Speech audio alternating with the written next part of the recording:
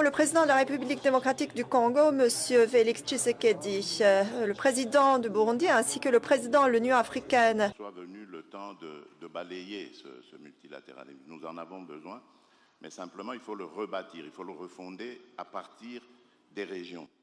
Parce que l'appropriation régionale a l'avantage d'avoir une sorte de rapidité, de réactivité en temps de crise, mais également il offre beaucoup d'opportunités d'intégration économique qui feront que par cette intégration économique, toute la région va trouver des raisons de vivre en paix afin de protéger ses intérêts. Je fais ici allusion par exemple aux grands projets qui nous intéressent tous en ce moment dans la région d'Afrique centrale. Il s'agit du corridor de Lobito, qui est ce corridor d'intégration économique qui nous permettra d'évacuer toutes nos productions vers des centres de consommation sur d'autres continents. Et cela démontre évidemment un intérêt que tous ces pays ont à vivre en paix, stable et en tenant compte évidemment des intérêts de chacun. C'est très important, je pense, d'aller sur cette voie d'intégration régionale parce qu'elle permet d'aborder les problèmes en connaissance de cause. Dans la région, les pays généralement vivent ensemble, se connaissent. Il y a une approche humaine et culturelle qui fait que tous les problèmes peuvent être abordés de manière à savoir comment les aborder de manière sereine et en cherchant évidemment des solutions plus appropriées. Tandis que lorsque ces problèmes sont regardés par le multilatéralisme, on sent une certaine distance et une certaine inefficacité à aborder et à les régler comme telles. Donc je pense qu'effectivement l'appropriation régionale est une opportunité essentielle qui permettrait évidemment au multilatéralisme de se conforter. Et bien évidemment, il faut établir les mécanismes qu'il faut et surtout garder l'influence du multilatéralisme, mais en créant évidemment des attaches, des liens avec les communautés économiques.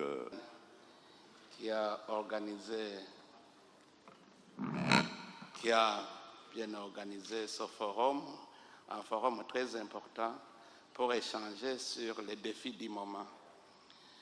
Nous parlons beaucoup du multilatéralisme, nous parlons de la gouvernance mondiale, parce qu'effectivement, le monde commence à sentir qu'il y a dislocation au niveau de la communauté mondiale.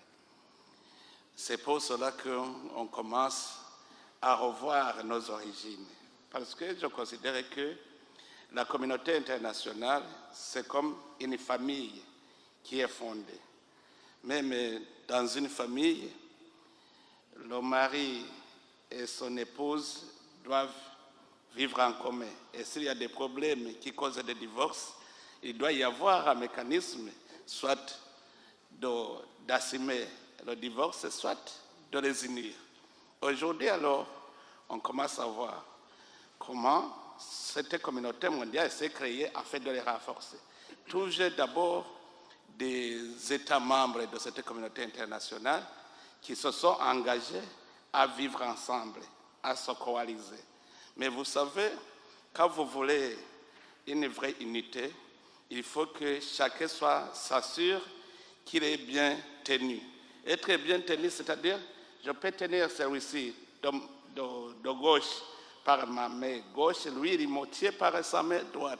Je tiens l'autre comme ça. Alors, si je suis rassuré que je suis tenu de tous côtés, je me sens bien, je suis debout. Mais quand il y a quelqu'un qui lâche, effectivement, ça se disloque.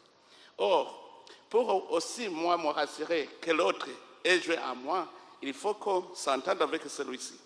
Donc, en fait de compte, il y a des moments où je ne contrôle pas ceux qui sont loin. Il faut cette gouvernance mondiale pour nous coordonner.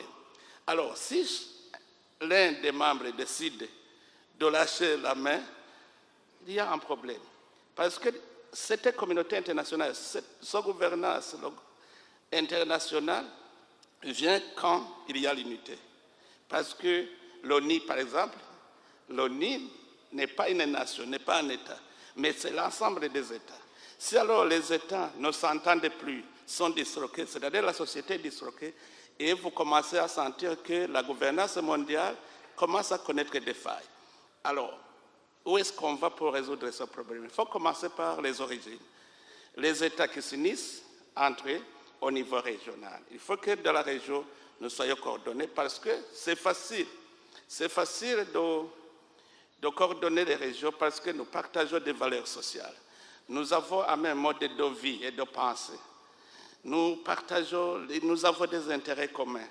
Alors à ce moment-là, comme nous avons naturellement des sujets, des intérêts communs que nous partageons, chacun s'il perd l'autre, il perd automatiquement sa vie. Donc c'est facile d'unir la communauté parce que nous partageons les valeurs sociales, nous partageons des intérêts communs, nous partageons tout.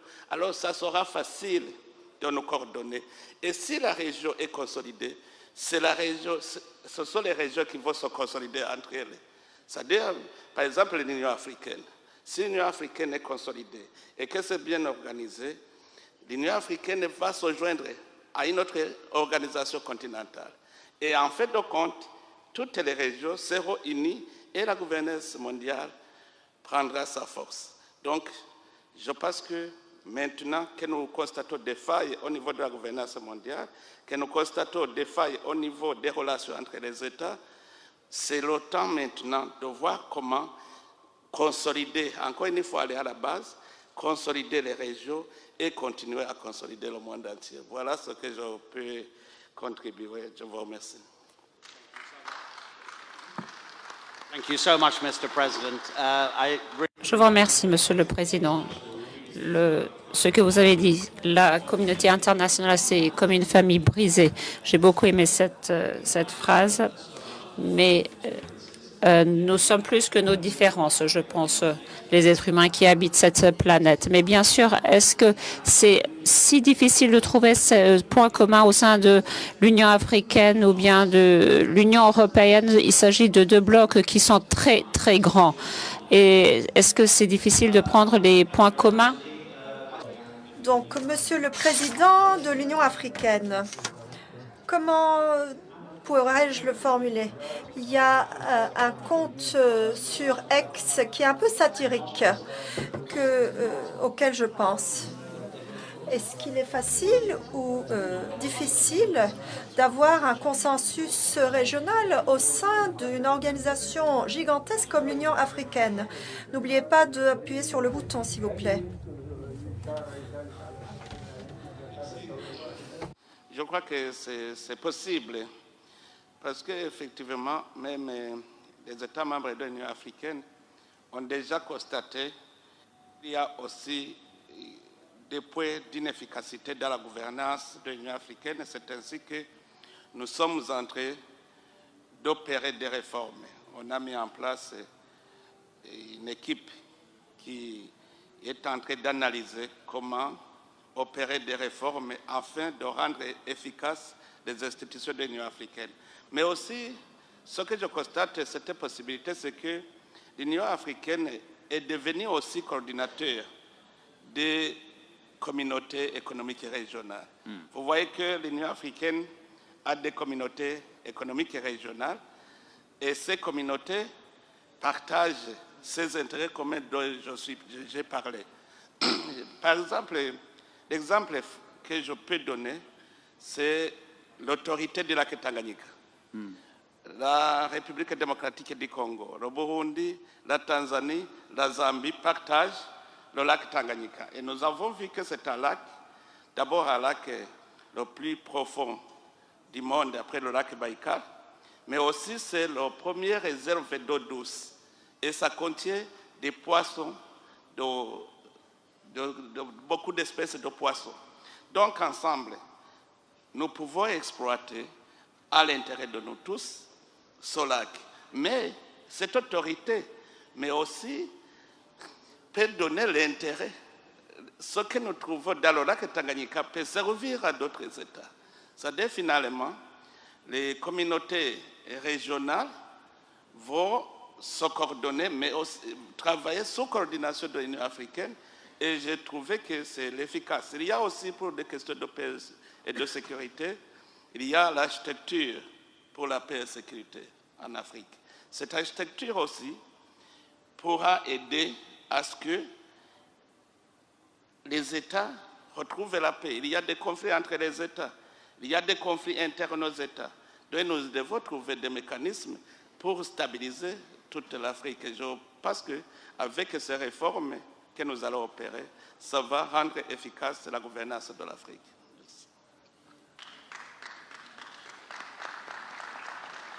President Tshisekedi. Président Tshisekedi, vous voulez contribuer?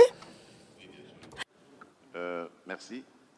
Je dirais que pour réussir évidemment à relever ce défi, l'Afrique doit réaliser deux objectifs. Le premier, c'est d'abord de respecter ses engagements, ses principes, notamment celui de la souveraineté des États et de l'intégrité territoriale des États. Ensuite, c'est celui de réaliser les objectifs qu'il s'est fixés. Et ici, je fais référence à cette initiative dans laquelle j'ai engagé mon pays et sur laquelle d'ailleurs plusieurs pays africains se sont engagés, ont ratifié évidemment cet accord. C'est l'accord de la ZLECAf, la zone de libre-échange continentale. Je pense évidemment, on parlait des régions tout à l'heure, que nous réussirons à gagner ce pari en développant nos communautés économiques régionales, en les interconnectant déjà, en les intégrant économiquement et en développant des infrastructures. L'Afrique est gigantesque. La République démocratique du Congo, à elle seule, représente à peu près toute l'Europe de l'Ouest, vous vous imaginez, y compris le Royaume-Uni.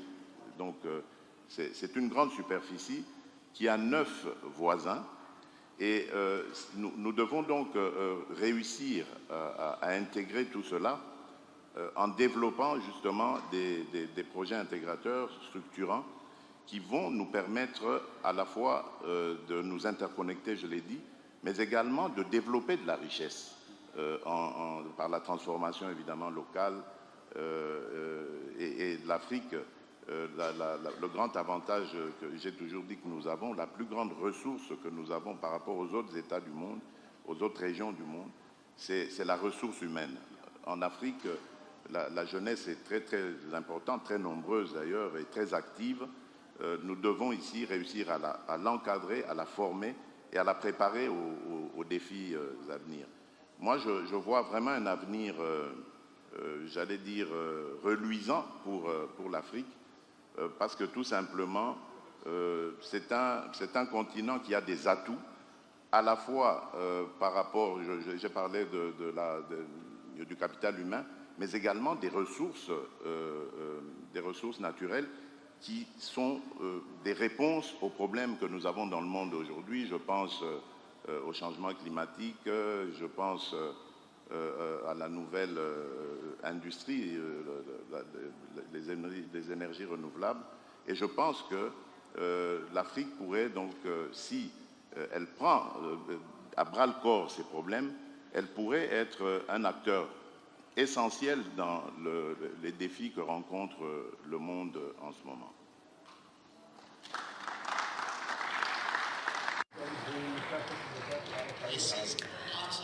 Exactement. Critique.